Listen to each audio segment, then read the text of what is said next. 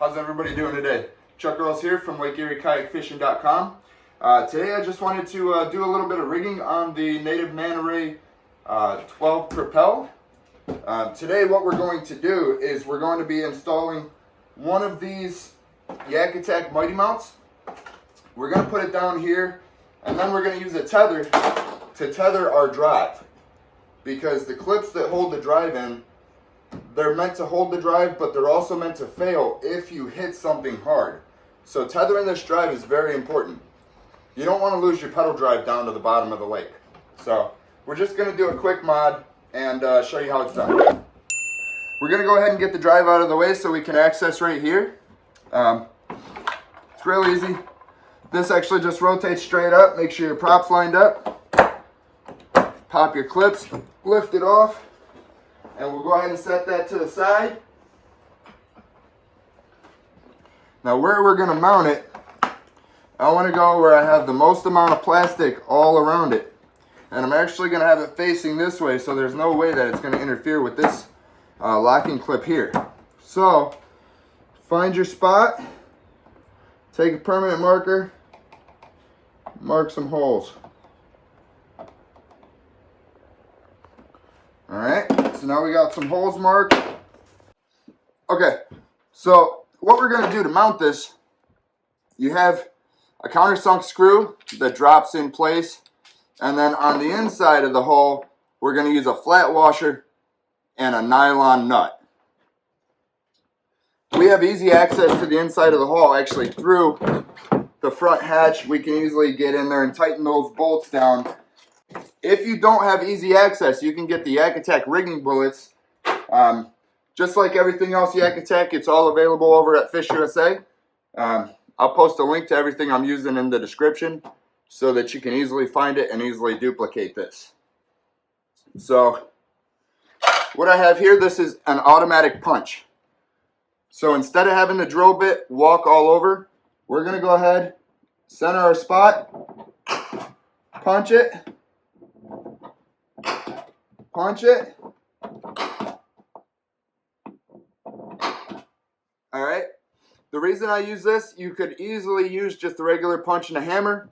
I find this way easier. You find your spot, you don't have to worry about hitting your finger or any of that good stuff. So we have our holes marked. We're going to go ahead and drill. Just take it easy, find the right size drill bit. I actually save all my shavings, because if you make a mistake, you heat them up, you seal it back up, and it's really nice if you have color matching plastic. So we're going to go ahead and drill our holes.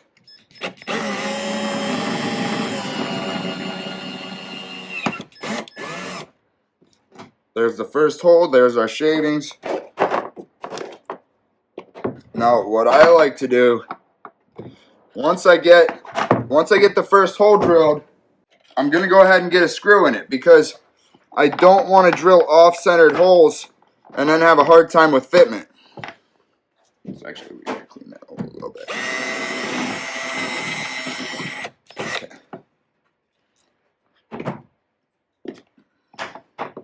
Now this is nice and tight. This is a number 3 screwdriver. The countersunk YakAttack bolts definitely work better with a number 3. That's what you're supposed to use. That way you don't strip it out. I drilled my hole so it's very tight, so that I can actually screw my bolt in. Now by doing so, I can ensure my holes all line up.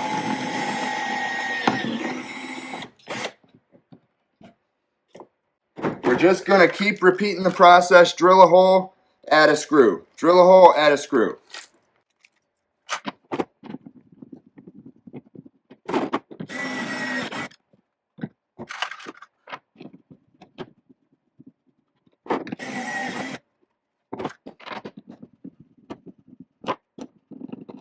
Okay, so now we have our placement, we have our holes drilled, we know everything lines up. We're going to go ahead and pull it off real quick, and we're going to add some Lexel. This is going to seal those holes. We take these things offshore 2 to 3 miles on Lake Erie, so we don't want any opportunity for water to get inside the hole. Now we do add pool noodles inside the hole as well, because you never know when something leaks. no matter what brand you have. But to just ensure that what we're installing today is going to be 100% watertight, we're going to use the good stuff, Lexel. We're going to seal that off, and we'll never have a problem with it.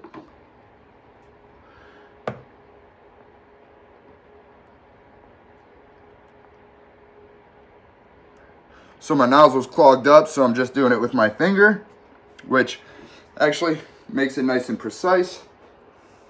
I'm able to get it in the hole a little bit. So we applied our Lexel. You can also use silicone for this application. Either one. Some people even don't add anything to it. Again, like I said, we're 2-3 miles offshore, so it's worth the extra insurance for me and all my clients. So we're gonna set that in place. We'll get our screws in. I am not using any power tools for this. Although with this application with the nuts, the acorn nuts on the inside, it wouldn't hurt. But if you're just using a screw without a backing plate or without a nut, you do not want to use a power tool because you can strip out the hole.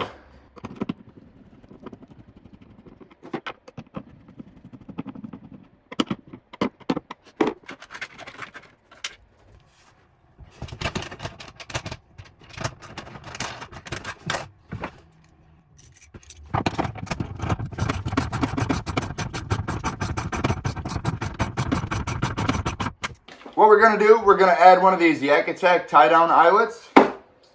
This is just going to go in there just like so. And we're going to tighten it down, give ourselves a tether point.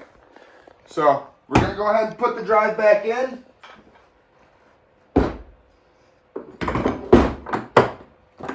Lock it in place. And there's a couple of different ways that you can tether. You can tether it with a big D-clip right around there, and then come down here and lock it in place. The only downside of that, there's a lot of noise. So what I decided to do was I'm going with the small clips, small D-clips, and I'm coming up here going through and then coming back down into my eye.